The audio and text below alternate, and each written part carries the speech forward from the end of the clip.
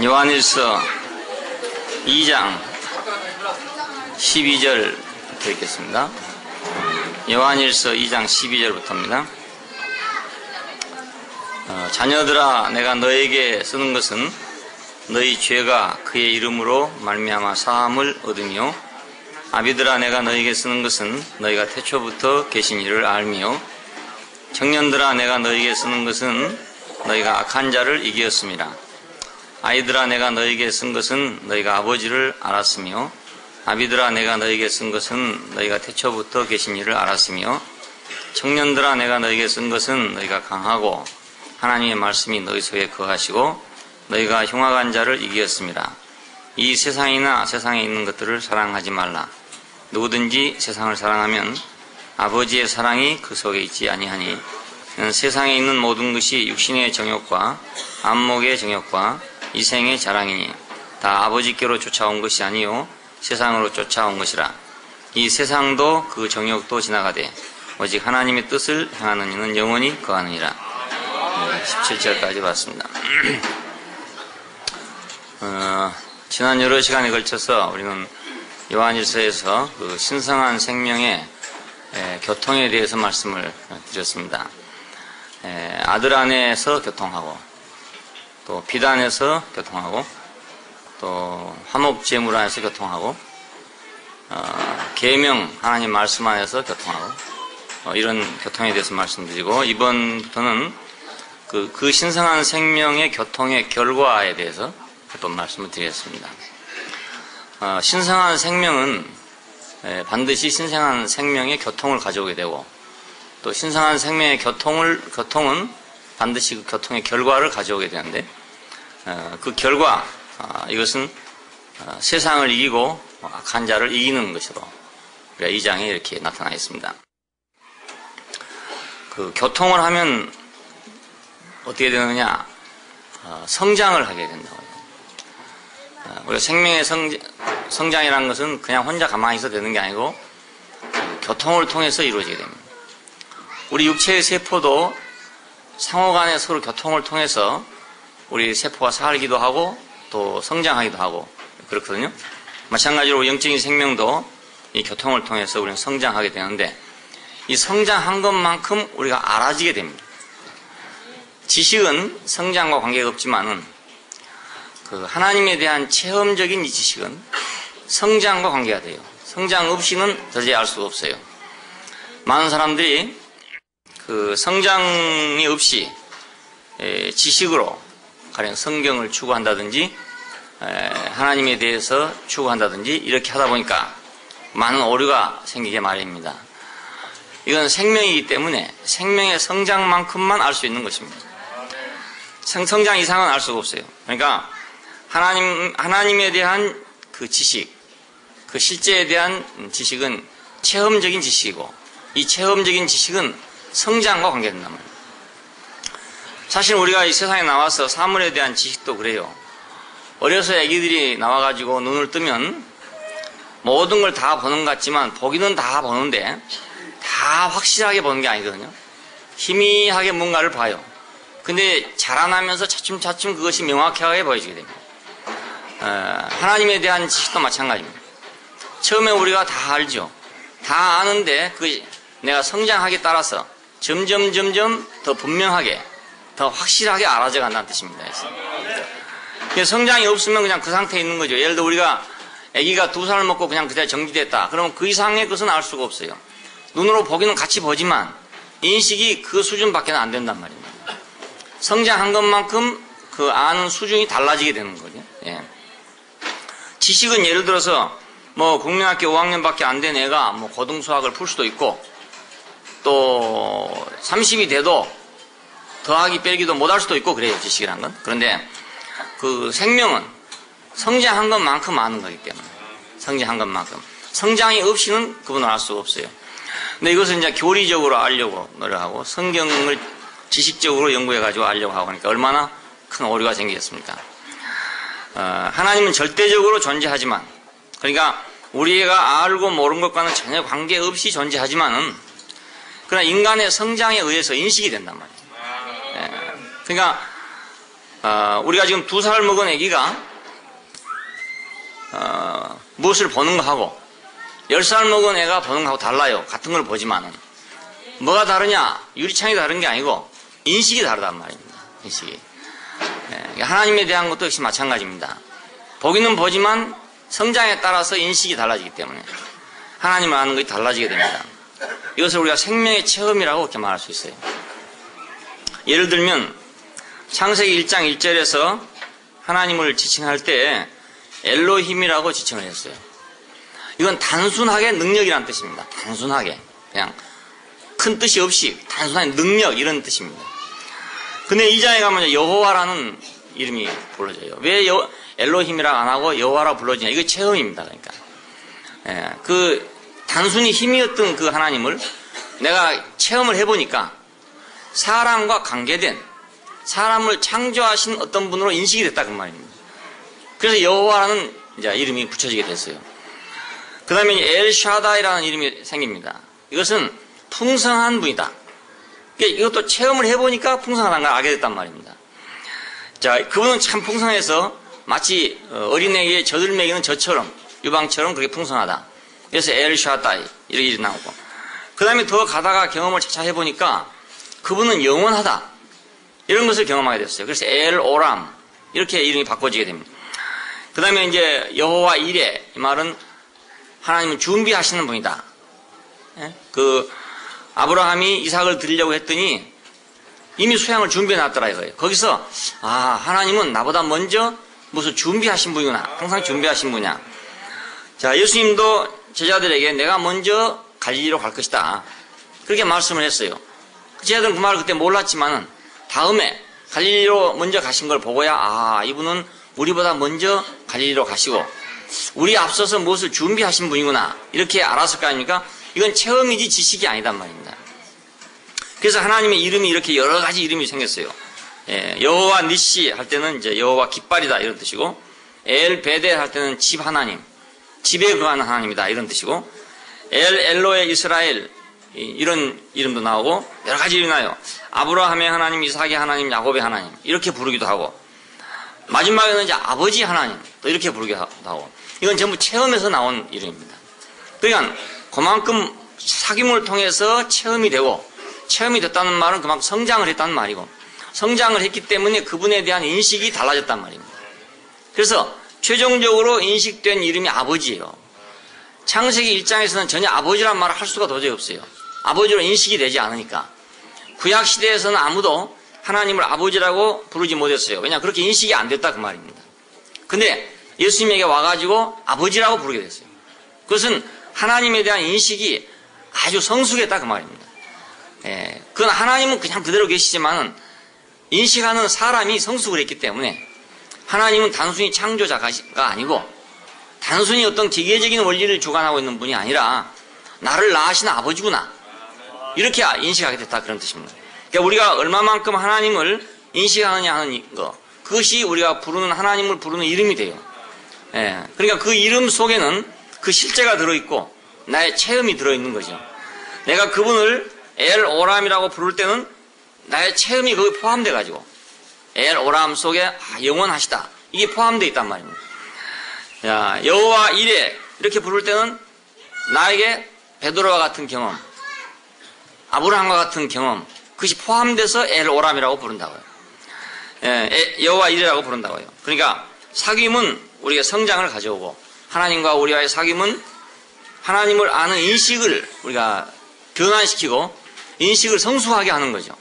우리가 사람과 사람이 만나도 사귀다 보면 사귀면서 그 사람에 대한 인식이 점점 깊어져 가잖아요. 확실해져 가고 하나님도 우리가 하나님과 사귐을 갖다 보면 그분에 대한 인식이 우리가 점점 깊어져 가는데 이것이 바로 우리가 성장하는 기다 그것이.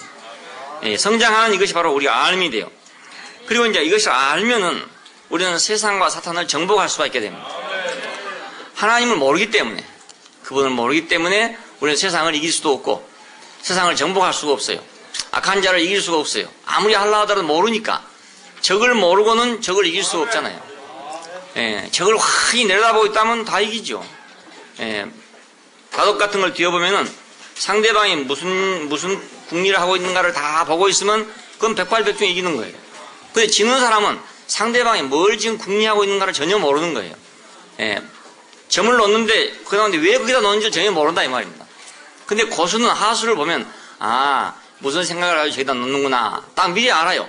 미리 아니까 그러면 영락없이 죽는 거죠, 그건 뭐. 그렇잖아요? 자, 우리가 지금 뭐 북한하고 북핵 문제 뭐 이런 거 하고 있습니다. 근데, 그 사람들은 이제 이번에 북경에서 미국 사람 만나가지고 자기들은 핵을 보유하고 있다. 뭐 이렇게 했다 이거예요. 근데 우리 정부에서는 확인할 수가 없다. 이라고 있습니다. 그럼 이거 캄캄한 일이죠. 그 핵을 보유하고 있는지 안 하고 있는지는 모르는 상태에서 뭐 남북 평화회담을 하자느니 안 하자느니 뭐 이러고 하고 건강상 관광을 하느니 안 하느니 이러고 있고 뭐 인권이 어쩌고 뭐 민족주의가 어쩌고 이러고 있으니까 참 딱한 일 아닙니까? 핵을 가지고 있는지 안 가지고 그것도 확실히 모르면서 말이야. 안 가지고 있을 거다. 이래갖고는 백발백중 지는 거죠. 전쟁하게 되면. 백발백중. 그러니까 사탄에 대해서도 우리가 사탄을 모르면 우리 사탄을 이길 수가 도저히 없어요. 근데 사탄만 어떻게 알 수 있냐? 사탄만 알 수 있는 게 아니고 하나님을 알아야 사탄을 안단 말이에요. 빛이 있어야 사물을 볼 거 아닙니까? 그러니까 하나님은 빛이시니까 빛이신 하나님을 내가 명백히 알면 알수록 사탄을 내가 명백하게 알게 되죠. 적이 확실히 내 눈에 들어왔다. 그러면 뭐 백발백중 잡을 수가 있는 거죠. 예. 근데 나는 도저히 적을 보니까 적이 안 보이는데 적에게는 난 노출돼 있다. 그럼 나는 백발백중 죽는 거라고. 전쟁에서 안 그렇겠습니까? 나는 아무리 봐도 적이 없다 이거예요. 지금 적이 없어요. 근데 나는 적에게 노출돼 있다. 지금 우리 대한민국이 그런 격이 아닌가 모르겠어요. 뭐 우리는 북한을 보니까 적이 아니다 이거예요. 내가 같은 민족이고 우리 동족이다 이겁니다. 예. 근데 그 사람은 우리를 환히 보고 있는지도 모르잖아요. 동족만 되는 게 아니라 적도 된다 그 말입니다. 그렇잖아요. 우리는 지금 북한은 분명히 우리의 동족이지만 또 적이에요. 예. 동족만이 아니단 말입니다. 그치? 근데 이것이 이제 희리멍텅해져 가지고 있으니까 이게 만일 전쟁이 이럴 때 일어난다면 참 문제가 복잡해지게 되죠. 전쟁 안 나기 참 다행이고 안 나야 되긴 되지만은 우리가 모르면 당한다. 그러니까 알아야 된다. 알아야 된다. 하나님을 알면 우리는 세상을 이기게 되고 사탄을 정복할 수 있다. 이것입니다. 자, 오늘 이제 12절부터 17절까지 있는 이 말씀은 자녀들아, 아비들아, 청년들아 이랬어요. 근데 왜 이렇게 말했냐면 이 성장의 정도를 가지고 얘기하기 때문에 그렇습니다. 아이들이라는 수준, 아비들이라는 수준, 청년들이라는 수준으로 하나님을 알기 때문에 그 하나님을 아는 단계를 말하기 위해서 이 말을 썼어요. 자녀들은 죄사함을 받았다. 아버지를 알았다. 이렇게 표현되고 아비들은 태초부터 계신 이를 알았다. 이렇게 되어 있고 청년들은 악한 자를 정복하고 세상을 사랑하지 않는다. 이렇게 되어 있어요. 자, 그래서 오늘 우리는 이 자녀들, 아비들, 청년들이라는 이 사람들 속에서 우리 자신들이 걸어가는 길을 보면서 내가 이제 어디로 가고 나는 어떻게 해야 되는가를 이제 찾게 될 것입니다. 이 자녀들이라는 말은 이제 우리가 흔히 말하는 자기 자식을 얘기합니다. 그런 단어입니다. 이 말의 이제 어원이 낳다, 해산했다 이런 데서 영향한 거니까 내가 내 배로 낳은 자식을 얘기한 거죠. 그렇게 아주 친근한 말을 썼어요. 근데 자녀들아 그의 이름으로 말미암아 너희 죄들이 사함을 받았다 이렇게 얘기해요. 여기서 그 죄들은 우리가 일상적으로 범하는 여러 가지 것들을 얘기합니다. 하나님께 나오기에 다 거리낌이 되는 것들. 우리가 거리낌이 되는 것이 있으면 하나님께 나아갈 수 없어요. 어떤 사람하고 나와 관계도 그 사람하고 나 사이에 거리낌이 있으면 그 사람하고 멀어진단 말입니다. 그 사람 만나기가 싫고 그렇죠? 피해지게 되고 자꾸 그러다 보면 멀어지게 되고 그렇죠? 거리낌이 없어야 가깝게 되는데 그 거리낌이 있는 하나님과 나 사이에 거리낌이 있는 이것이 모두 죄들이에요. 이것을 사함받았다 그럽니다. 왜 그러냐면 아버지를 알았기 때문에 그 아버지 마음을 알면 그 자녀들은 두려울 거 전혀 없어요. 그 아버지를 알면 설사 자기가 잘못했더라도 아버지 마음을 알면 두려워할 리가 없어요. 근데 아버지 마음을 모르기 때문에 두려워진 거예요. 네, 아버지 마음을 모르니까. 아버지는 어떻게 죄를 용서하냐? 종교적으로 생각하면 뭐 어떻게 믿으니까 뭐 어떻게 하니까 회개를 하니까 이래서 뭐 죄를 사함한다. 그게 아니고 아버지의 본성의 어떠함 때문에 죄를 용서하는 거예요. 우리가 뭐 회개를 하기 때문에 뭐 우리가 뭐 다시 고치기 때문에 그래 용서하는 게 아니고 아버지 본성 자체가 그 자기 자녀에 대해서 그 죄를 사할 수밖에 없도록 돼 있어요. 예. 이런 아버지 마음을 안다면 자식들은 두려울 필요가 없는 것이 사실. 소나무의 향기는 어디서 나냐? 그 소나무의 어떠함 때문에 나는 거라고요. 그렇잖아요? 그러니까 소나무가 있는 데서 소나무 향기가 다 나는 거죠. 소나무의 성질 자체가 그러니까. 그래서 소나무 곁에 가면 우리가 신선해지잖아요. 이렇게 공기가 신선해진다고요. 그 뭐 여러 가지 나무들이 다 사람에게 다 좋지만은 그 소나무 밑에 산림욕이 제일 좋다더라고요. 거기서 나오는 것이 가장 우리 생리에 좋은가 봐요. 소나무의 그 향기, 그것은 소나무의 어떠함 때문에 나온 거예요. 아버지의 사랑, 아버지의 죄 용서함, 이건 아버지의 어떠함 때문에 나온 거라고요. 예, 아버지의 어떠함 때문에. 그러니까 아버지 앞에 가면 사해지는 거죠. 누가복음 15장의 탕자의 비유가 바로 이것을 아주 명백하게 우리에게 예시해 주는 그런 말입니다. 아들은 아버지를 잘 몰라서 그래서 자기 한 행위만 생각하고 자기는 아버지를 거역하고 나왔고 또 아버지 모든 재산을 다 팔아먹었고 탕진했고 이렇게 해서 도저히 갈 면목이 없다. 볼 면목이 없다. 그러니까 어찌하든지 내가 다시 복구를 해가지고 내가 돈을 다시 모은 다음에 아버지한테 가지. 그러기 전에는 갈 수가 없다. 이렇게 생각하고 끝까지 버티다가 철수 없이 죽을 자리에 있어가지고 야, 내 아버지 집에는 품꾼도 많은데 내가 차라리 품꾼으로 가더라도 거기 가면 여기 지금 돼지막에서 쥐업 열매를 먹는 것보다 낫겠구나. 이래서 갔단 말입니다. 아버지를 모르고 간 거지, 알고 보면. 아버지 집에 풍성함 보고 갔는데 거기 가니까 아버지는 이미 다 용서하고 있더라 이 말이에요. 다 기다리고 있더라, 자기를 기다리고 있더라. 예, 근데 아버지는 몰랐던 거죠, 그러니까. 아버지만 알았더라면 그렇게 고생 안 하고 진즉 올 걸. 아버지는 몰랐기 때문에 그렇게 수년 동안 고생을 하다가 왔단 말입니다. 하나님의 죄 용서함은 우리에게 있는 어떤 조건 때문이 아니고 그분의 본성 때문이에요. 우리가 이걸 아는 것이 아주 필요해요. 이거 아주 기초적인 거예요. 그 죄사함, 그 기독교 안에서 죄사함이라는 것은 복음이 아주 기초예요, 기초.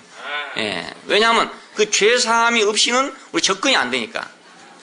예, 그렇지 않겠어요? 우선 만나야 되는데 만날 수가 없다고 내가 죄를 졌으면 만날 수가 없어요. 누구한테 빚을 졌으면 내가 만날 수가 없어요. 피하고 싶거든요, 자꾸. 예, 도망치고 싶고 달아나고 싶고 이렇단 말입니다. 그러니까 죄를 사함 받았다는 이 사실을 아는 것은 기초적인 문제입니다. 아주 기본적인 문제입니다. 그러니까 이 죄 사함 받은 것을 알려면 아버지가 누군가를 알아야 내가 그걸 알게 돼요. 아버지가 어떤 분이다 이걸 알아야 내가 죄 사함 받는 것을 알게 된다 그 말이에요. 예, 이것이 이제 결국 아버지를 아는 일이고 사함 받음으로 아버지를 알게 되고 아버지를 알므로 사함 받고 그래요. 이 탕자의 경우는 전혀 이제 모르고 갔습니다. 갔는데 가서 아버지가 자기를 사해 주는 걸 보고 아, 아버지는 이런 분이구나 이렇게 알았죠. 근데 아버지를 또 알고 나면 그분의 사함을 다시 또 알게 된단 말입니다. 그러니까 우리가 아버지를 안다는 건 얼마나 큰 축복인지 모르죠. 그래서 이 세상에서 어디에 가도 내가 죄를 짓고 잘못하고 가서 내가 어떤 조건을 제시하지 않고 사함 받을 때는 아무 데도 없어요. 어디를 가더라도 다 조건을 제시해야 돼요. 그렇지 않겠어요? 내가 돈을 떼먹었으면 돈을 가지고 가야 그것이 해결되는 거지. 맨입으로 갖고 해결될 수가 없잖아요. 내가 욕을 했으면 가가지고 무릎 꿇고 빌어야지 해결되는 거지. 그냥 갖고 해결되는 게 아니다. 어떤 조건인데 보상을 해야 해결돼요. 근데 아버지 앞에는 그런 보상이 필요하지 않는 거란 말이에요. 아버지는 보상을 요구하고 있지 않고 아들이 오기를 원하고 있어요. 예, 이건 세상에서 아버지밖에 없어요. 그건 형님도 안 되고 동생도 안 되는 거예요. 예, 형님이라도 동생이 만약 자기한테 잘못했다. 그러면 보상을 해야 되는 거예요. 어떤 방식으로도 보상을 해야만 용서가 되지. 그냥 용서가 안 돼요. 근데 아버지는 보상을 요구한 게 아니고 오기를 요구한단 말이에요. 예, 그러니까 아버지는 세상에 하나밖에 없는 거죠. 예, 그 아버지를 통해서 하나님을 아는 거니까. 하나님을 아버지라고 부르는 데는 이런 이유 때문에 하나님을 아버지라고 부르는 거예요. 아, 하나님은 아버지와 같구나. 그러니까 우리가 세상에 태어나가지고 아버지가 된다는 것이 엄청난 축복이에요. 그러니까. 왜냐면 우리는 아버지가 아니면 그 마음을 도저히 가질 수가 없거든요. 예, 절대로 가질 수가 없는데 아버지가 된 그 한 가지 이유 때문에 내가 공자활 맹자활 한 것도 아니고 내가 기도를 해가지고 된 것도 아니고 내가 엄청난 수양을 해도 된 것이 아니라 그 아버지가 됐다는 한 가지 이유 때문에 그게 된단 말입니다. 이게 얼마나 축복이냐 이것이. 그러니까 아버지 된 사람들은 아버지 된 것 자체가 축복이에요. 왜냐면 하나님 마음 아닙니까? 그 하나님 마음인데 우리 인생이 어떻게 하나님 마음을 갖겠냐 이겁니다. 내가 얼마만큼 노력해서 내가 얼마만큼 옳게 살아가지고 아버지 마음을 내가 갖겠느냐. 예? 근데 아무리 못된 놈이라도 아버지 마음은 갖고 있단 말이에요. 아니, 아버지 개망나이라도 아버지 마음은 다 갖고 있는 거예요. 그러니까 이보다 큰 축복이 없죠. 우리가 하나님이 우리 자녀를 줬다는 것은 왜 축복인가? 내가 아버지 마음을 갖게 됐으니까. 그래서 축복이 된 거예요. 아이들아, 내가 너에게 쓴 것은 너희 죄들이 사함을 받으며, 또 두 번째 다시 확인하기를, 아이들아, 자녀들아, 내가 너에게 쓴 것은 너희가 아버지를 알았으며, 예, 그리고 이제 두 번째는 아비들아. 그런데 이 아비들이란 말은 이제 성장했다 이 말 아닙니까? 다 어른이 돼가지고 자기가 이제 하나님 마음을 가진 그런 사람이 됐다는 말인데, 태초부터 계신 이를 알았다 이렇게 말합니다. 태초부터 계신 이를 알았다. 그 태초부터 계신 이란 말은 우리가 보이는 것도 있고 보이지 않는 것도 있고 그래요. 근데 보이는 것 뺏기는 없지만은 보이는 것을 통해 가지고 보이지 않는 것을 볼 수가 있어요. 예, 내가 아버지를 통해 가지고 보이지 않는 할아버지를 알 수 있잖아요. 예를 들면은 그와 같이 내가 아버지를 통해서 한 번도 보지 못한 고조 할아버지를 안다고 해요. 내가 예, 보이는 걸 통해서 보이지 않는 것을 아는 길이 있죠. 이것이 근원을 알아가는 길 아닙니까 우리가? 예? 고조 할아버지를 봐가지고 고조 할아버지를 알 사람은 아무도 없어요. 다 내 아버지를 봐서 아는 거죠. 아버지를 봐가지고. 자, 여기서 우리는 왜 이 말을 썼냐면, 그 예수 그리스도가 창세 이후에 온 분이냐, 창세 전에 계신 분이냐, 이 문제 때문에 나왔습니다. 이 말이. 예수는 창세 전에 계셨다. 창세 전에 있는 분이다. 그 말입니다. 자, 지난번 말씀드린 요한일서를 쓴 배경은 노스틱주의나 또 그 반대로 세린티안이라고 하는 이런 사람들 때문에 쓰여졌어요. 한 사람은 그 육체 되심을 부인했고, 한쪽에서는 그리스도의 선제성을 부인했어요. 다시 말하면 태초부터 계신이라는 걸 부인한 거라고요. 태초부터 계신이라. 역사만 인정하고 역사 이전에 보이지 않는 자리에 계셨던 그분을 부인하는 것이 이제 세린티안이에요. 그래서 이것 때문에 이제 이 말을 썼기 때문에 너희가 태초부터 계신 줄 알았다 이 말은, 예수 그리스도는 역사 안에서 육신으로 왔지만은, 아브라함의 후손으로 왔지만은 그분은 태초부터 계신 분이었다. 이걸 알았다 그 말입니다. 그러니까 예수를 알 때 사람들이 역사적으로 알기는 쉽죠. 역사적으로 뭐 나사렛 땅에서 몇 년도에 나가지고 무슨 일을 하고 무슨 일을 하고 죽었다, 이건 알기는 다 쉽잖아요. 근데 아브라함이 있기 전에 내가 있었느냐, 이건 어렵단 말입니다. 아브라함이 있기 전에 내가 있었다. 아니, 아직 채 50도 못 된 사람이 아브라함이 있기 전에 내가 있다니, 무슨 소린가? 아브라함이 있기 전에 있었던 분, 그분이 바로 그리스도란 말입니다. 하나님이 기름 부으신 인격. 자, 아브라함도 이 인격 때문에 부름 받았고, 심지어는 아담도 이 인격 때문에 지음 받았어요. 그래, 이 인격을 위해서 지음 받았다 그 말입니다. 그러니까 아담이 창조되기 전에 계신 분이라 그 뜻이에요. 자, 아담이 창조되기 전에 그리스도가 먼저 있어가지고, 그 그리스도가 다시 말하면 한 인격이 있어가지고 그 인격을 묘사하기 위해서 그 인격을 표현해 놓은 것이 아담이란 말입니다. 그러니까 그리스도는 아담보다 먼저 있는 거죠. 자, 역사적으로는 아담이 먼저고 그리스도는 후손이에요. 근데 영원 안에서는 그리스도가 먼저고 아담이 다음이란 말입니다. 그렇잖아요? 이것을 알았다 그겁니다. 이걸 알았다.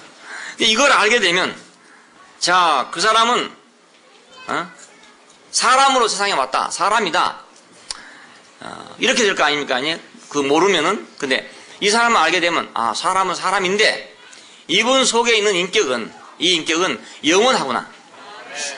자, 아담이 창조되기 전에도 있었고, 아담을 창조할 때도 있었고, 예수님 오셨을 때도 있었고, 지금 우리 안에도 있고, 장차도 있을 뿐이구나. 이렇게 알게 된단 말입니다. 이 한 인격만이 영원하다 이겁니다.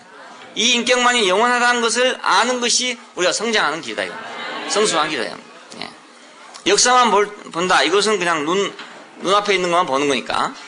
어린아이와 마찬가지고, 역사가 있는데 역사가 아닌 걸 본단 말입니다. 영원한 걸 본다. 영원한 걸 본다.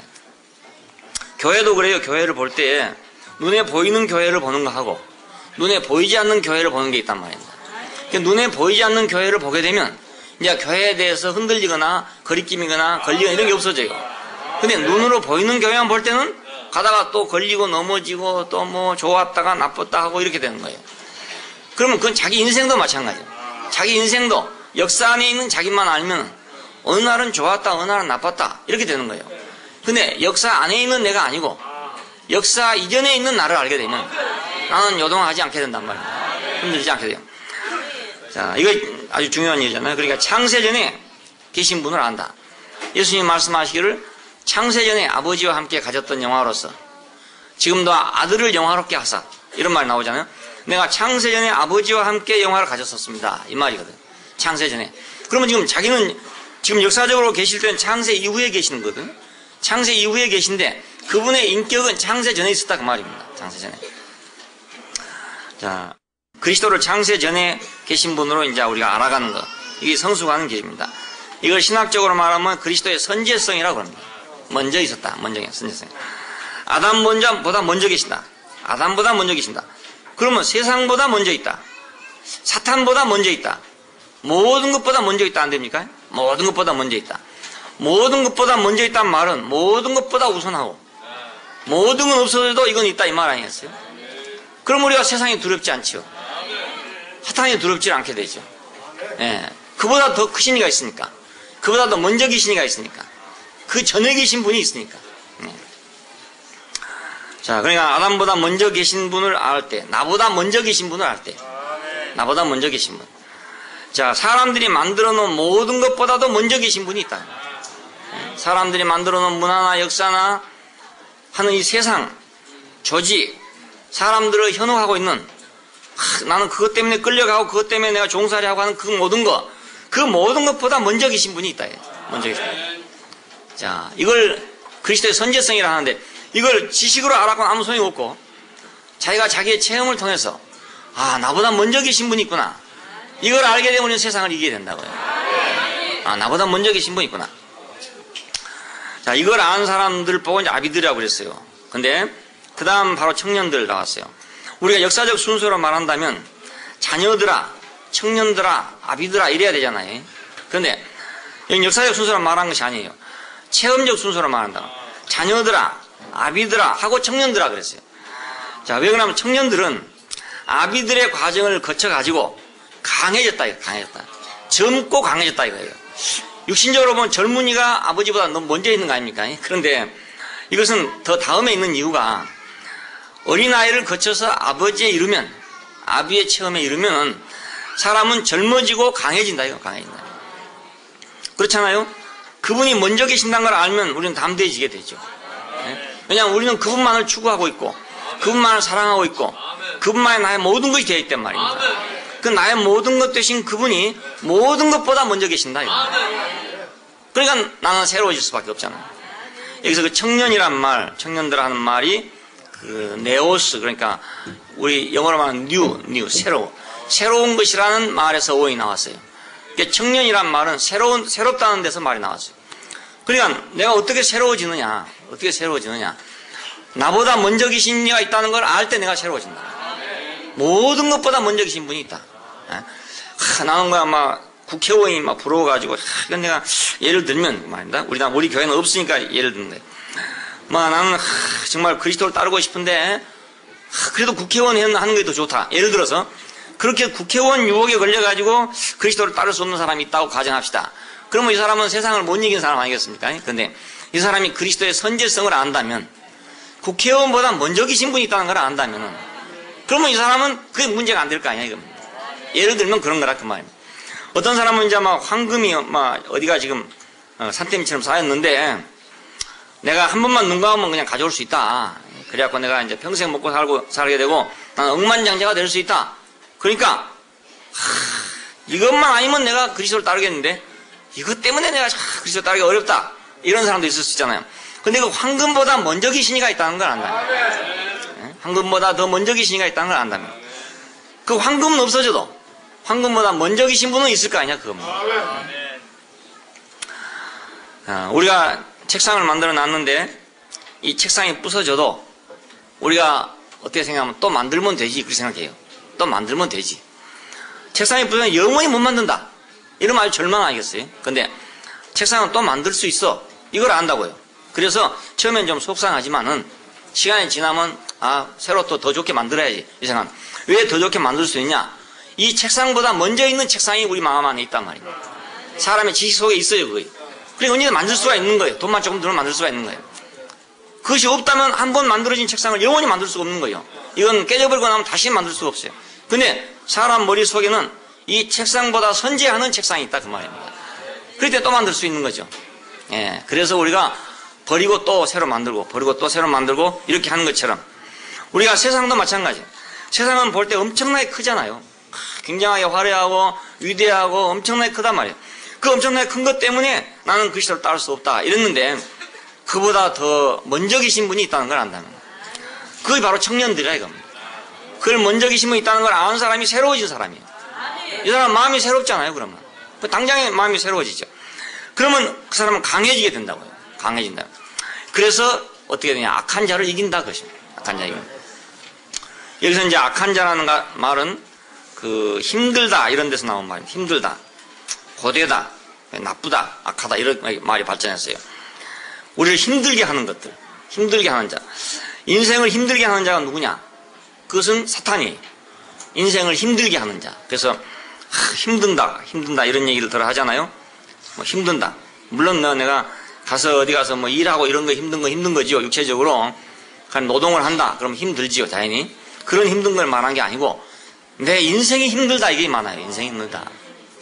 예, 일이 힘들다, 이것은 하루 종일 자고 나면 해결되는데, 인생이 힘들다, 이건 자고 나도 해결이 안 되는 거예요. 예, 자고 나도 해결이 안 돼. 자, 이 힘들게 하는 건 누가 힘들게 하냐? 사탄이 힘들게 한단 말입니다. 예, 하나님이 힘들게 하는 게 아니고 사탄이 힘들게 해요. 자, 그러니까 이걸 보고 이제 악질이라고 그런다. 악한 자를 이겼다. 악한 자를 이겼다. 악질이요. 우리 인생을 힘들게 한 자는 악질이요, 악질. 그게 악한 자를 이겼다, 이거. 예. 이 악한 자들은 어떻게 했냐? 아들과 아버지를 갈라놨다, 이거. 아버지와 아들을 갈라놨다. 다시 말하면 지금 눈에 보이시는 이분하고 보이지 않는 분하고 갈라놔버렸다, 이거. 지시로 갈라놔버렸어요. 보이면 보였지, 보이지 않는 분이 어디가 있냐, 이거. 그렇잖아요? 보이는 것이면 그만이지, 보이지 않는 게 어디가 있냐, 이거. 그리스도가 지금 아브라함의 후손으로 지금 와서 우리 앞에 있으면 있었지, 무슨 선제하냐, 이 말입니다, 이거. 창세전에 무슨 있었냐? 갈라놨다, 그 말입니다. 아버지와 아들이 하나라는 말은 그분은 선지한다는 뜻이에요.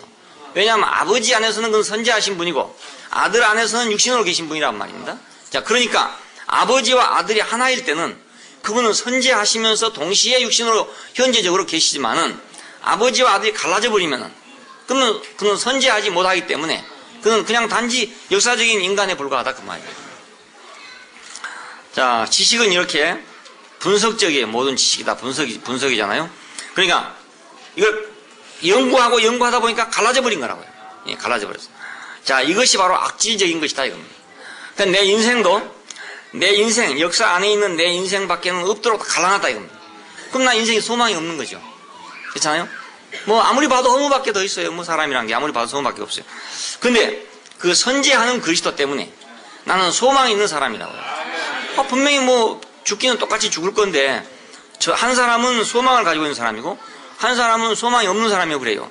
왜 그런가 하면은 그리스도가 있는 사람은 소망이 있고 그리스도가 없는 사람은 소망이 없어요. 똑같은 사람인데. 예. 왜 그런가? 차이는 영원하신 분이 있고 없는 차이란 말입니다. 예. 나보다 먼저 계신 분이 있냐 없냐 이 차이 때문에 한 사람은 절망이고 한 사람은 희망이고 소망이고 그렇습니다. 아버지와 아들을 갈라놓은 것은 악한 자들이 한 짓이다.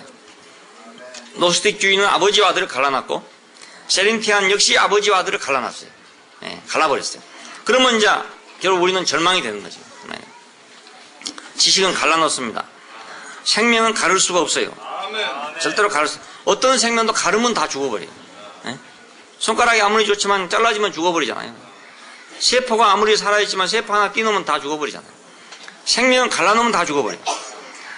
예, 가름이 바로 죽음이에요. 그래서 선악과를 먹지 말라고 할 때 네가 이것을 먹는 날에는 정령 죽으리라.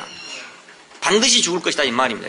네가 이걸 먹게 되면 너는 지식을 갖게 추구하게 될 것이고 지식을 추구하면 너는 아버지와 아들을 갈라놓을 것이다. 지으신 이와 지음 받은 자를 갈라놓을 것이다. 아버지와 아들을 갈라놓을 것이다. 선지하신 분과 지금 있는 분을 갈라놓을 것이다. 그러면 다 죽어버리고 만다. 너는 정령 죽을 것이다. 장차 어쩌면 죽을지 모른다는 말이 아니고 넌 반드시 죽을 것이다 그 말입니다. 정령 죽을 것이다. 선악과라고 하는 이 지식은 하나님과 사람과 사람 사이를 갈라놔 버렸어요. 다른 나쁜 짓 한 거 없어요. 갈라놨어요. 근데 그 갈라놓은 것 때문에 절망이 와버렸단 말입니다. 예, 갈라놓은 것 때문에. 갈라놨으면 희망이 없는 거죠. 내 육신 살다 죽으면 그만이다. 야, 그러면 내일 죽을 것이니 먹고 마시자 할 것이다. 이렇게 되잖아요. 당연히. 예. 아니, 뭐 죽는다면서 뭐 때문에 뭐 예수를 믿는지 모르겠다. 이런 사람도 있을 거고. 이 얘기 들으면 천당이 있다면 모르지만 천당도 없다면서 예를 들어서, 뭐 예수를 왜 믿어? 이렇게 생각하는 사람 안 있겠습니까? 예? 그래서 사람들이 천당이라는 걸 생각하게 된다고요. 아, 내가 지금 있지만은 죽으면 나 천당에는 간다. 이렇게 생각해 소망을 갖는 거 아니겠습니까? 예? 근데 이 천당도 확실치 않는 사람들이 뭐 저렇게 열심히 산다고 사나? 이렇게 생각할 거 아니겠습니까? 예? 우리가 천당이 확실치 않다. 그래서 내가 안 사는 게 아니고 나는 나보다 먼저 계신 이가 있단 말이야. 나보다 먼저 계신 이가 있다. 나를 지으신 이가 있다. 나보다 먼저 계신 이가 있다. 이게 천당보다 훨씬 확실한 거예요. 이것이. 예, 훨씬 100배나 확실한 거예요. 뭐라 그렇지. 자, 우리는 그거 있기 때문에 소망이 있는 거예요. 내 육신은 후패하지만 나는 나보다 선지하신 분이 내 안에 있다. 내 육신은 후패하지만 내 속사람은 날로 새롭다. 다른 사람이 있다 이 말 아닙니까? 그래서 내가 소망이 있는 거거든요. 그러니까 하나님은 체험적 지식으로만 알 수 있지 그냥 지식으로는 알 수가 없어요. 예. 우리가 밥맛을 매일 밥을 먹고 있습니다. 먹고 있는데 밥맛을 어떻게 아는가? 한번 생각해 보십시오. 밥맛을 지식으로 아는가 체험으로 아는가? 우리 밥맛은 체험으로 알고 있는 거예요. 어떤 지식으로도 우리 밥맛을 우리가 가르쳐 줄 수가 없어요. 예. 아무리 뭐 밥맛 박사가 왔다, 밥맛 박사 할아버지가 왔다 하더라도 우리에게 밥맛을 느껴지게 할 수가 없어요 도저히. 예. 밥맛은 내가 꼭 입으로 먹어봐야 아는 거지. 안 먹어보면 절대로 밥맛을 몰라요. 알 수가 도저히 없어요. 예. 그러니까 아마 지금까지 논문이 많이 나왔겠지만은 밥맛 박사는 없는 것 같아요. 예? 밥맛에 대한 연구를 해가지고 그걸 학문화하고 체계화해 놓은 사람은 아직 없는 것 같아. 혹시 있다 하더라도 그건 우리에게 밥맛을 느끼게는 못해요. 느끼게는. 생명은 느낌이잖아요. 이렇게 우리가 살아있다는 건 느낌이거든요. 느낌인데 밥을 먹어야 밥의 맛을 느끼지. 밥을 안 먹고는 내가 밥의 맛을 느낄 수가 없어요. 그래 지식은 왜곡시킬 뿐이라고 해요. 밥맛에 대한 지식, 밥맛을 가르치려고 하는 것은 왜곡시킬 뿐이에요. 아무리 옳게, 아무리 세밀하게 밥의 맛을 가르치려 한다 하더라도 세밀하게 가르치려 하면 할수록 더욱 왜곡시켜요. 예. 그래 얼마나 우리가 그리스도를 가르친다든지 하나님을 가르친다는 것이 얼마나 왜곡을 시키냐는 걸 한번 생각해 보십시오. 그 밥 한 톨의 맛도 우리가 가르칠 수가 없는데 하물며 하나님을 어떻게 가르치겠냐 이겁니다. 어떻게 그리스도를 가르치겠느냐 이거. 그게 왜곡밖에 안 되네요. 왜곡밖에 안. 물론 우리가 논문을 쓸 수 있어요. 밥맛에 대한 논문을 얼마 쓸 수 있어요. 무엇이든지 학문적으로 정리할 수 없는 건 아무것도 없어요. 다 정리할 수 있어요. 있지만은 그건 왜곡된 거죠. 전부 다. 네. 오히려 그걸 많이 공부해 놓으면은 다음에 밥맛을 보고 어떻게 하냐면 야 이건 밥맛이 아닌데 이렇게 돼버린다고요. 예, 예수님을 만났을 때 사람들이 이건 하나님 아들이 아닌데 라고 돼버렸어요. 왜냐하면 너무나 하나님 아들에 대한 지식을 많이 가졌어요. 그리스도에 대한 지식을 너무나 많이 배웠다 보니까 이 왜곡된 지식을 너무나 많이 갖게 됐죠. 이 왜곡된 지식을 너무 많이 갖고 있다면 막상 그리스도가 왔는데 아무리 그 지식으로 연구를 하고 검사하고 조사를 해봐도 이건 아닌데 이건 절대로 아니야. 이건 베를제도 아니다. 베를제도 아니다. 이것을 만일 이런 사람을 그리스도로 한다면 우리는 하나님 앞에 천벌을 받을 것이다. 그러니까 이런 사람을 죽이는 것이 하나님을 섬기는 예가 된다. 하나님을 정말로 섬기고 하나님을 기쁘게 하려면 이런 사람을 죽여야 된다. 그래서 예수를 죽인 거예요. 그러니까 그리스도에 대해서 그들은 많은 지식을 갖고 있어요. 구약 성경 전체에서 그들은 그리스도의 메시아에 대한 기대를 가지고 있었다고 해요. 그 기대가 모두 다 왜곡된 거란 말입니다. 그러니까 진짜가 왔을 때는 이거 아닌데. 그림에서 황소를 계속 보고 황소만 그림에서만 계속 보다가 진짜 황소 보고 이건 황소가 아닌데 이렇게 생각하면 똑같은 거예요. 그렇잖아요? 예, 꼭 그거 같아요. 그림으로 그려놓은 건 그래도 사람이 연상력이 있기 때문에 잘못 그려놨지만 보고 이건 황소구나 이렇게 알아요. 아이들이 아는데 하나님은 그림으로 그릴 수가 없단 말입니다. 말로 해야 되잖아요. 말로. 그 말로 하기 때문에 그린 것처럼 정확하지 않아요. 그래서 그건 왜곡시켜버리고 말았다고요. 자, 그러니까 우리가 하나님은 체험적으로 아는 것이다. 체험적으로 안다는 것은 생명을 아는 거고 생명은 절대로 갈라갖고는 알 수가 없어요. 그냥 밥을 그냥 씹어서 먹어야지 밥에 있는 맛들을 다 갈라가지고 우리가 맛을 안다면 그건 밥맛이 아니에요. 그건 다른 맛이지 밥맛이 아니에요. 그러니까 우리가 하나님에 대한 것은 우리가 갈라서 알 수가 없다. 아들 안에 아버지가 있고 아버지 안에 아들이 있는 이 한 분을 그냥 그대로 먹어야 내가 아는 거지. 그걸 지식적으로 아무리 갈라도 갈라질 수가 없어요. 그래서 하나님의 말씀이 너희 안에 거함으로 너희가 새롭고 강하고 그래서 너희가 세상을 이긴다. 악한 자를 이겼다요. 자, 하나님의 말씀이 바로 이 말입니다. 예수 그리스도, 예수 그분이 그리스도다. 이게 하나님의 말씀이거든요. 그러니까 이 말씀이 내 안에 거함으로써 나는 새로워지고 나는 강해져서 나는 악한 자를 정복하게 됐다. 이건 교리나 지식이 아니죠. 그리스도가 먼저 계신다는 걸 아는 것은 교리적으로 알 수가 없어요. 교리적으로 다 배워요. 다 배우지만 변화가 절대 없어요. 예, 그건 지식이기 때문에 그래요. 내가 체험적으로 나보다 먼저 있는 분이 있구나. 이걸 알 때만 내가 세상을 이긴단 말이에요. 자, 이것이 그리스도의 어떤 삼위일성이라 할 수 있는데 이건 다음 시간에 말씀을 구체적으로 드리려고 생각합니다. 왜 예수는 예수지 예수는 아버지고 아들이고 성령이고 그러냐. 왜 한 사람이 셋이고 하나냐 하는 문제가 생긴다고요. 그 셋이고도 하나인 분이 어찌 이런 분이 다 있냐 이런 문제가 생기는데 이건 다음 시간에 더 구체적으로 말씀을 드리겠습니다. 네. 오늘 주제는 이제 거기 다른 데가 있으니까. 그래서 우리는 세상을 사랑하지 말아라 이런 말이 나왔어요. 사랑하지 말아라. 왜냐하면 세상을 사랑하면 하나님의 사랑이 그 속에 있지 않대요. 여기서 하나님의 사랑이란 말은 하늘에 계신 하나님의 사랑이란 말이 아니고 하나님이 우리를 사랑하신 것을 알고 내가 하나님을 사랑하는 그 사랑을 말해요. 하나님이 나를 사랑했음으로 인해서 내가 그 사랑을 알고 내가 하나님을 사랑하는 사랑을 말해요. 이 사랑이 없대요. 하나님의 사랑이 항상 있죠. 그렇지 않겠어요? 하나님 사랑은 영원히 있는데 내가 하나님을 사랑하는 이 사랑이 없다 그 말입니다. 왜냐하면 내가 세상을 사랑하면 그 사랑이 있을 수가 없잖아요. 네. 하나님이 나를 사랑하신 걸 알고 내가 하나님을 사랑했는데 내가 세상을 사랑해버리면 하나님보다 세상을 더 사랑해버렸으니까 하나님이 나를 사랑하신 사랑이 나한테 있을 수도 없고 그 사랑이 있을 수가 없으면 내 안에 하나님을 향한 사랑이 있을 수가 없잖아요. 그래서 세상을 사랑하면 하나님의 사랑이 그 속에 있지 아니하다. 우리가 하나님에 대한 사랑을 가진 것은 하나님의 사랑에 대한 반응이에요. 반응. 하나님의 사랑에 대한 반응이에요. 그분이 우리를 사랑함을 인해 가지고 내가 그분을 사랑하게 된 거란 말입니다. 누가 나를 사랑하기 때문에 그래서 내가 그 사랑을 알고 내가 그분을 사랑한 사랑이에요. 이 사랑은 있다가 없다가 그래요. 있을 수도 있고 없을 수도 있고 그래요. 다른 걸 사랑해보면 없는 거예요. 그렇잖아요? 내가 하나님이 나를 사랑한 것을 가장 소중하기 때문에 그게 너무너무 귀중하면 내 안에서 그분에 대한 사랑이 나오는데 다른 걸 사랑했단 말은 다른 것이 또 소중한 게 생겼단 말입니다. 그러면 내가 하나님을 사랑한 사랑이 나한테 없어져 버리고 말이죠. 그러니까 하나님의 사랑, 하나님 자신의 사랑은 영원하지만 우리가 하나님을 사랑하는 사랑은 영원할 수가 없잖아요. 그래서 우리가 세상을 사랑하면 안 되는 이유가 그겁니다. 세상을 사랑하면 그 사랑이 없어져 버리니까. 근데 우리를 행복하게 하는 건 뭐냐 그러면 하나님이 나를 사랑하신 것도 행복한 거지만 하나님의 사랑을 내가 알고 내가 하나님을 사랑하는 사랑이 내 안에 있을 때 그때 사람이 행복한 거예요. 사랑을 하면 예뻐져요. 그렇잖아요. 사랑을 하면 예뻐져요. 왜 예뻐지니까 행복하다 이 말이에요. 근데 왜 사랑을 하면 행복하냐? 나 혼자 사랑하는 게 아니잖아요. 사랑을 느끼고 내가 사랑을 하는데 내 안에 그 사랑이 있기 때문에 내가 예뻐지는 거라고요. 이것이. 그 행복입니다. 그러니까 하나님의 사랑하심이 있어서 그 사랑 때문에 내가 그분을 사랑하는 사랑 때문에 내가 행복해진단 말입니다. 그러니까 사람은 사랑을 받을 때에도 행복하지만 내 안에서 그 사랑을 받음으로 인해 가지고 사랑이 생길 때 더 행복한 거라고요. 그렇잖아요? 사랑이 생길 때 더 행복해.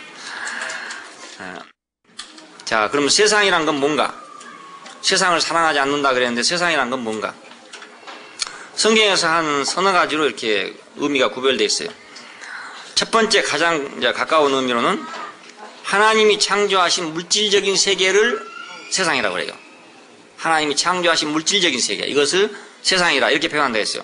마태복음 25장이나 요한복음 17장이나 사도행전 17장이나 이런 데 보면 전부 그렇게 되어 있어요. 근데 두 번째 의미는 사탄의 세계의 구성원이 되기 위해서 타락한 인류를 가리켜서 세상이라고 그래요. 예, 사탄에게 속아가지고 사탄의 목적에 따라 사탄의 세계를 구성하는 구성원인 타락한 인류를 가리켜서 세상이라고 말하는 데 있어요. 이건 요한복음 1장 29절이나 3장 16절이나 하나님이 세상을 이처럼 사랑하사, 쉽게 말하면 그런 그때 그 세상이란 말은 이 타락한 인류를 가리켜 말해요. 물질적인 것 말하는 거예요. 로마서 5장 12절이나 이런 데 보면은 이제 그런 의미로 사용됐어요.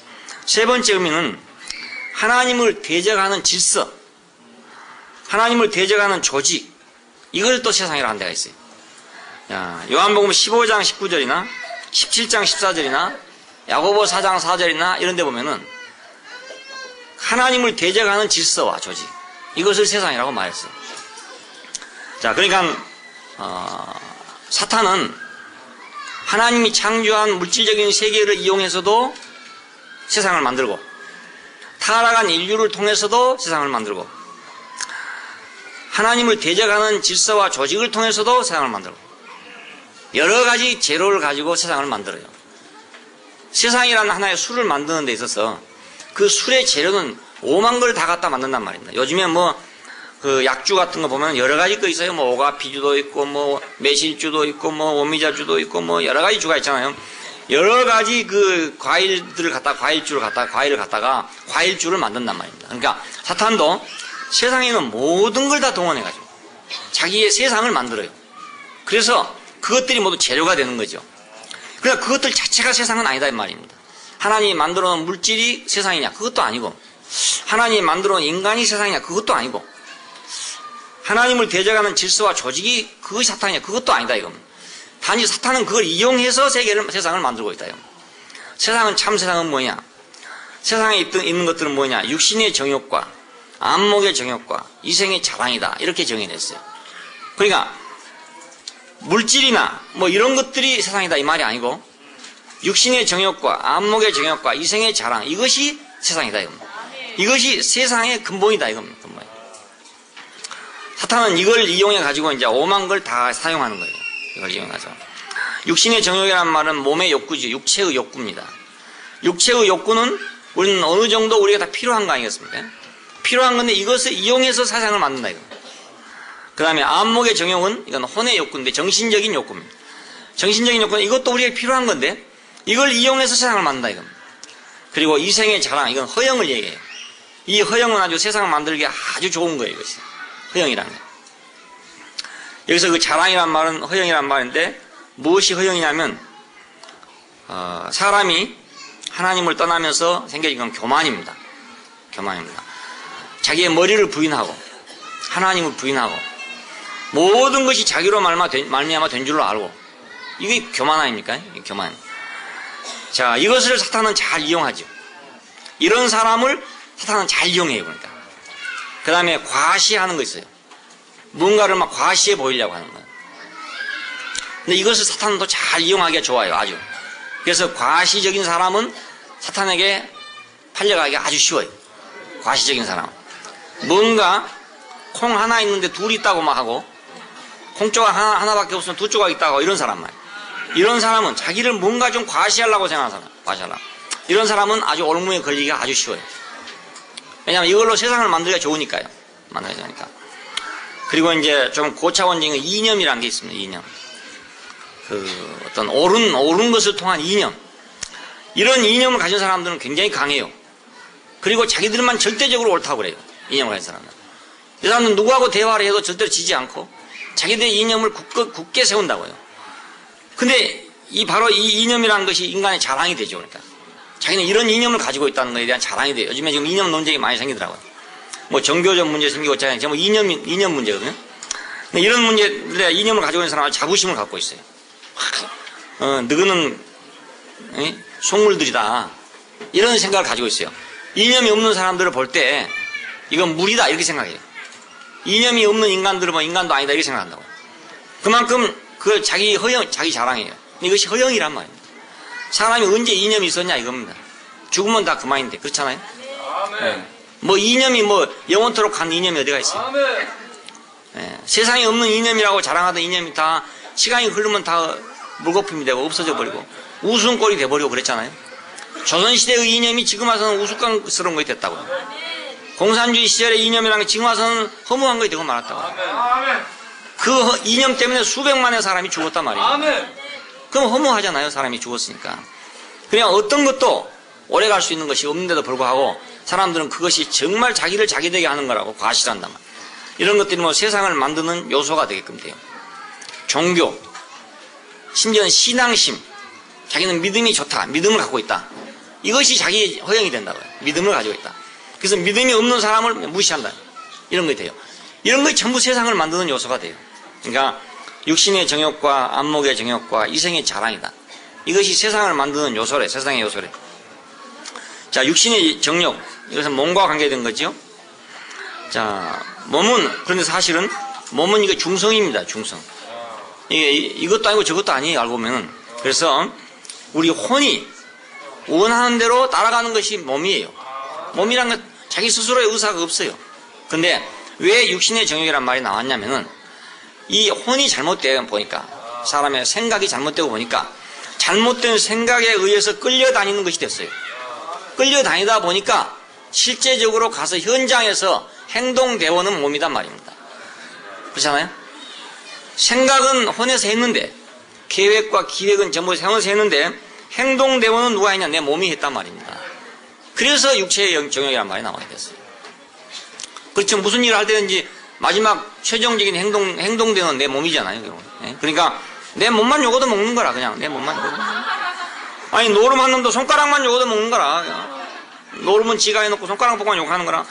이놈의 손가락이 말이지. 이놈의 손가락 때문에 내가 이놈의 손모가지를 잘라버려야 되는데 이놈의 손모가지 때문에 내가 노름을 했다. 이렇게 생각할 거 아닙니까? 그러니까 애매하게 손모가지만 요거도 먹는 거죠. 육신의 정욕. 이것은 사실상 알고 보면 타락된 혼에 지배받고 있는 육신을 얘기해요. 그러니까 혼이 잘못됐으니까 육신은 당연히 잘못될 수밖에 없어요. 자, 이래서 사탄은 선악과를 가지고 사용하고 선악과를 가지고 육체를 사용하고 그래서 그 육체가 됨이라 성경에 육체가 됨이라 그 요거도 먹는 육체를 만들어 놨어요. 하나님을 거역하는 육체를 만들어 놔버렸다 그 말입니다. 그래서 이제 기독교나 다른 종교도 다 그런데 이런 이유 때문에 인간 수양을 한다든지 신앙을 한다든지 이런 모든 분야에서는 전부 금육주의가 저절로 생겨나겠어요. 금육주의가. 마지막 행동대원을 보니까 다 몸이란 말이에요. 그래서 이 몸 자체를 정복해야 되겠다. 이 육체 자체를 제어해야 되겠다 하는 생각이 나게 됐어요. 그래서 이 육체를 제어하려고 나온 것이 금욕주의입니다. 그 기독교 문헌 가운데 아주 유명한 책이 있어요. 그것이 이제 그 그리스도를 본받아 하는 책입니다. Imitation of Christ. 유명한 책이에요. 토마스 아켄포스가 쓴 유명한 책인데 이 책이 왜 유명하냐면 이 책 속에는 다분히 금욕적이에요. 사상이 금욕적이에요. 그러니까 중세 기독교나 지금까지 흐르고 있는 기독교의 모든 내용 속에는 뭐가 흐르고 있냐면 금욕주의적인 것이 은연중에 흐르고 있어요. 금욕주의. 자, 이것이 기독교의 가르침이 되기도 했어요. 금욕주의가. 자, 조금 옳게 살라고 생각하면, 정말 신앙답게 신앙을 하려고 생각하면, 금욕주의와 관계가 같지 않을 수가 없어요. 그래서 십자가를 심지어는 금욕주의로 왜곡시켰다고요.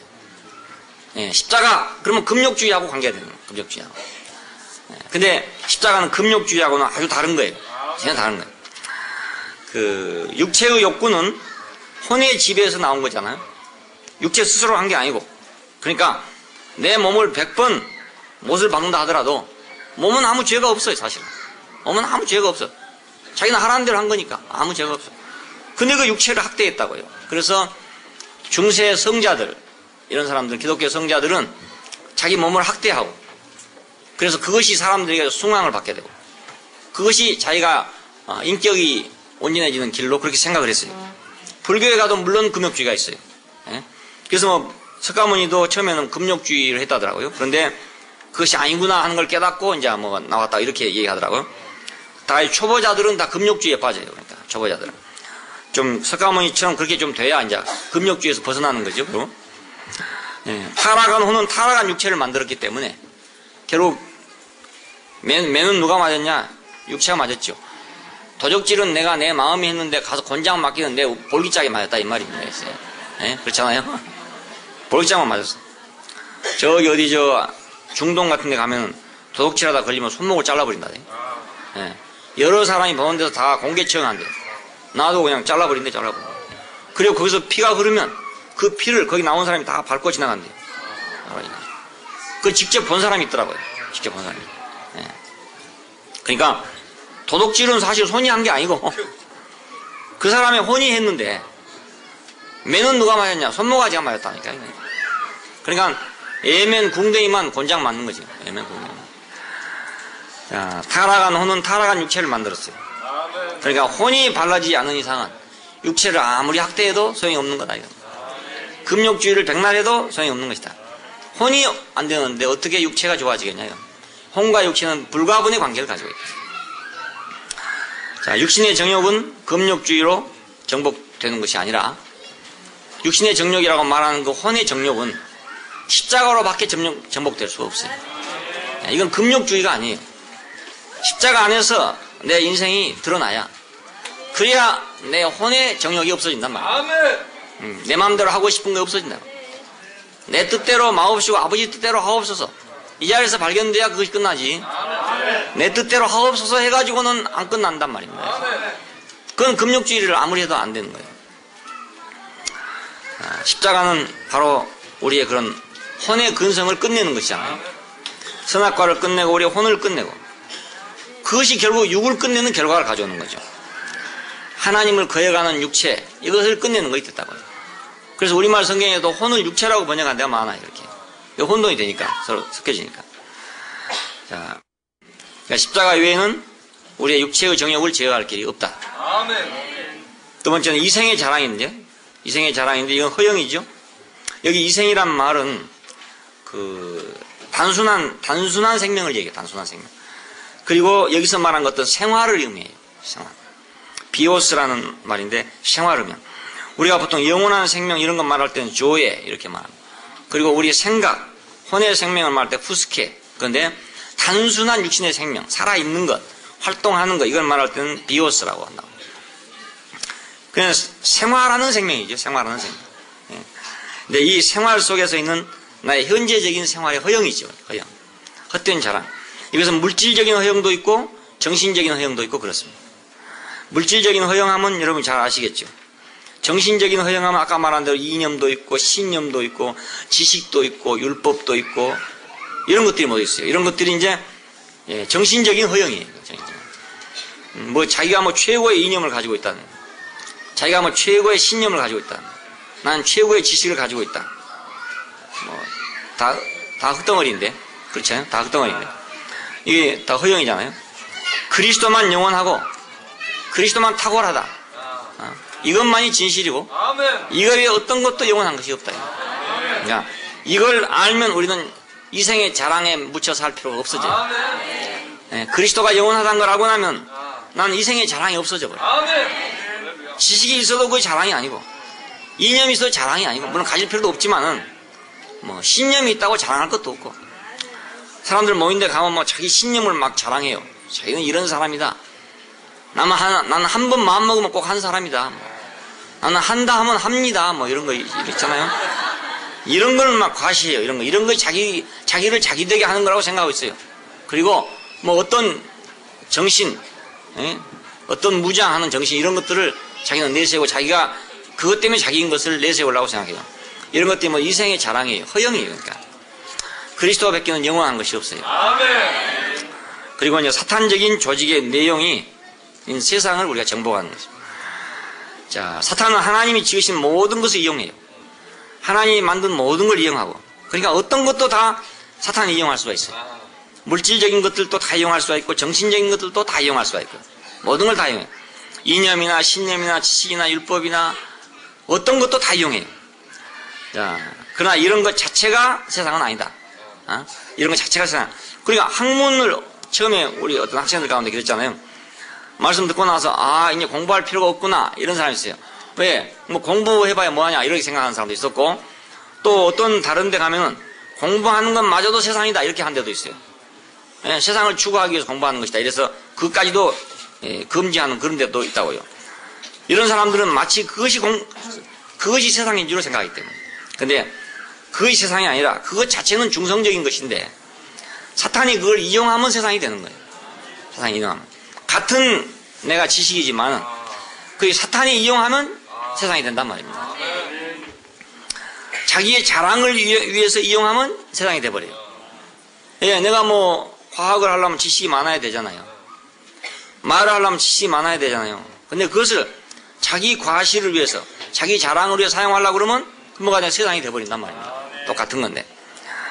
자, 세상의 내용은 그러니까 바로 육신의 정욕과 안목의 정욕과 이생의 자랑. 자, 이것을 통해서 사탄은 모든 것을 이용해가지고 세상을 만들어내는 거예요.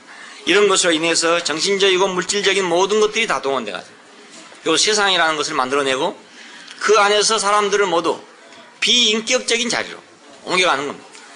예, 궁극적인 건 사람을 인격에서 파탄시키고 인격에서 벗어나게 하는 거잖아요. 오직 하나님밖에 없는 인격에서 벗어나게 하는 거예요. 그래서 하나님과 점점 멀어지게 하는 게 바로 세상의 목적이죠. 자, 그러니까 우리가 이러한 세상을 우리가 정복하는 데는 우리의 생명의 성숙에 달려있다. 성장하지 않으면 이건 이겨낼 수가 없어 지금. 그러니까 우리가 하나님의 신선한 생명으로 하나님과 우리 사이에 교회 안에서 우리가 서로 교통함으로 말미암아 우리의 신선한 생명이 성장하면 우리는 무엇인가를 알게 돼요. 하나님을 알게 돼요. 세상을 알게 되고 사탄을 알게 되고 그러면 우리는 세상을 정복하게 된다. 그럼 모르면 까막눈입니다. 까막눈. 예, 모르면 절대로 이길 수가 없어요. 예, 적을 모르고는 적을 이길 수가 없잖아요. 예, 적을 아는 사람만 적을 이길 수가 있어요. 예, 우리가 어떻게 세상을 이기고 세상을 정복할 것이냐. 그럼 우리가 신성한 생명으로 성숙하는 것이다. 기도하십시다. 예, 감사하신 아버지 하나님, 우리는 다 양 같아서 곁길로 가고 그릇된 인도자를 따라서 우리가 하나님을 거역하는 길로 갔었지만 이제 예수 그리스도께서 우리의 인도자 되시고 우리의 생명 되시고 우리의 모든 것에 모든 것이 되셔서 우리 안에 풍성한 사귐을 주시고 아버지를 알게 하고 우리가 아버지의 마음을 알게 하고 우리가 세상을 이기게 하고 태초부터 계신 분을 우리가 알게 하고 영원하신 분을 알게 하고 나보다 먼저 계신 분을 알게 하고 영원히 선지하신 분을 우리가 알게 함으로써 우리 안에 이 새로운 생명이 성장해서 악한 자를 이기고 세상을 정복하는 이런 자를 우리를 부르신 것을 감사합니다. 우리가 주의 말씀을 먹고 교통하고 이렇게 살아내고 함으로써 우리가 점점 어린아이의 수준에서 벗어나서 장성한 분량에 이르기를 원하고 더 성숙해서 우리가 하나님을 대신하여 악한 자와 싸워 이기게 하시고 세상과 싸워서 정복하는 우리가 되게 해주시고 세상을 교회로 바꾸는 사람들이 되게 하여 주시기를 원합니다. 주 예수님 이름으로 기도합니다. 아멘.